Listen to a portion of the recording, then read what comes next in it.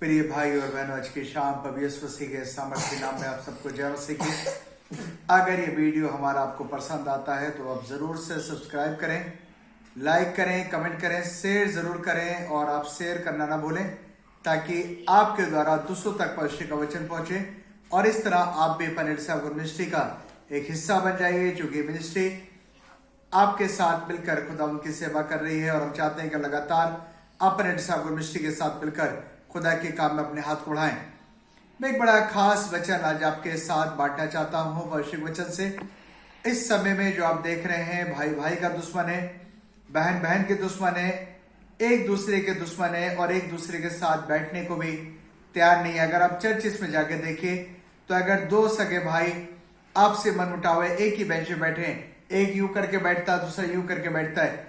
But परमेश्वर के वचन में आज की शाम आपको एक बड़ी खास बात मिल जाएगी।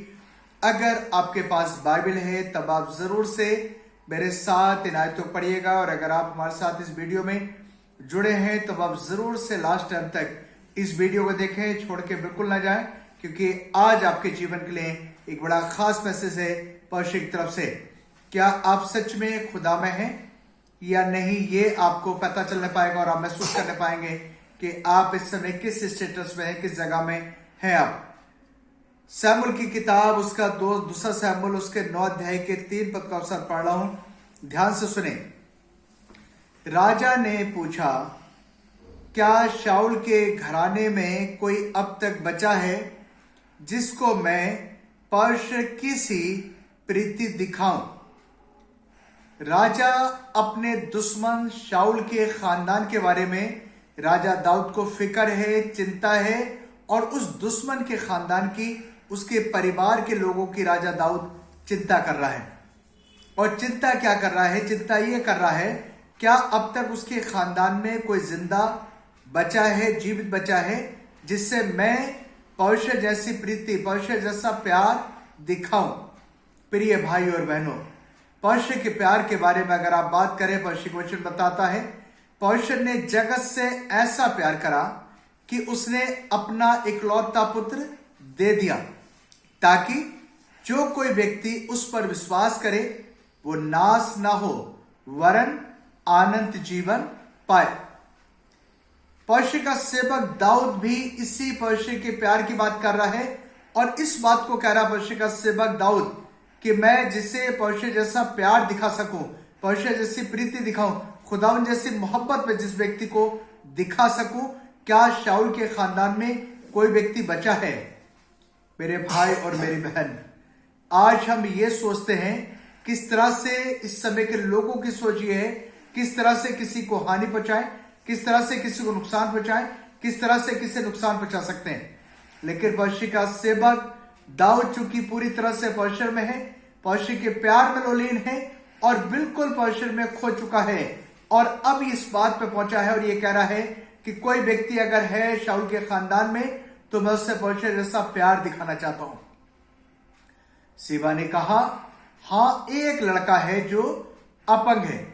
शाऊल का खानदान का एक व्यक्ति बचा है जो अपंग है, बाकी पूरा खानदान खत्म हो चुका है।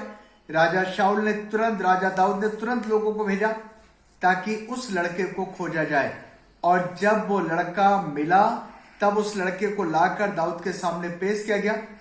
जब दाऊद के सामने उस लड़के को पेश करा गया तब दाऊद ने उससे कहा, तू जब तक भी जीवित रहेगा, तू इस पृथ्वी पर जब तक जीवित रहेगा तब तक तू मेरे साथ मेरी मेज पर खाना खाएगा। और प्लस उसके दादा शाऊल की जो भी जमीन जायदाद थी वो सब की सब राजा दाऊद ने उसे वापस कर दी। मेरे भाई और मेरी बहन, आज इस खराब दौर में आप विचार करके देखिए हम किस जगह में हैं और हम क्या कर रहे हैं। परमेश्वर का वचन इस बात को बताता है, राजा दाऊद कह रहा है, क्या कोई व्यक्ति ऐसा है जिसे मैं परमेश्वर जैसा प्यार दिखाऊं? परमेश्वर ने प्यार मुझसे आपसे करा है कि मेरे और आपके लिए अपने इकलौते पुत्र पवित्र मसीह को इस पृथ्वी पर भेजा। पवित्र मसीह ने मेरे आपके लिए अपना कीमती खून बहा दिया ताकि मेरा नाश होने से बच जाए। परमेश्वर का वचन बताता है, और तुम अपने नहीं हो परंतु दाम देकर मोल लिए गए हो, इसलिए अपनी देह के द्वारा परमेश्वर की महिमा करो। आज मैं और आप क्या कर रहे हैं, किस जगह में है, क्या हम किसी की फिक्र कर रहे हैं, किसी की चिंता कर रहे हैं, या सिर्फ हम अपनी चिंता कर रहे हैं। परमेश्वर का वचन बता रहा है, यदि कोई दुख में है, कोई बीमार है, परेशान है, यदि कोई नंगा है, कोई सर्दी में, और यदि कोई व्यक्ति तुमसे मदद की उम्मीद करता है, तो उसे कल के लिए ना कहें, परसों के लिए ना कहें, क्योंकि ये कहना और एक पाप है। यदि अगर लिखा तेरी सामर्थ्य में है, तेरी कैपेसिटी में है, तो उसे आज ही मदद कर दीजिए। या फिर आप ये कहते जाइए परमेश्वर आपको आशीष दे, इससे भी काम नहीं चलता, क्योंकि भूखा पेट वो सो नहीं सकता।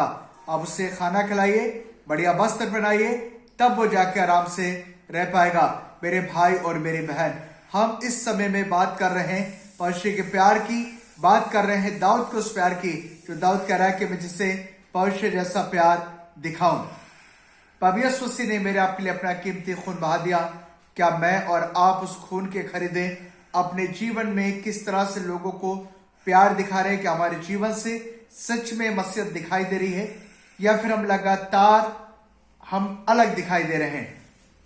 परमेश्वर का सेवक पौलुस कहता है, हम अंश अंश करके बदलते जाते हैं। और लिखा, सो अब जो मसीह यीशु में है वो नई सृष्टि है, पुरानी बातें पीछे बीत गई। हम तो उन्हीं पुरानी बातों में घुटते चले जा रहे हैं, पुरानी बातें पीछे बीत गई। नई सृष्टि, नए कदम।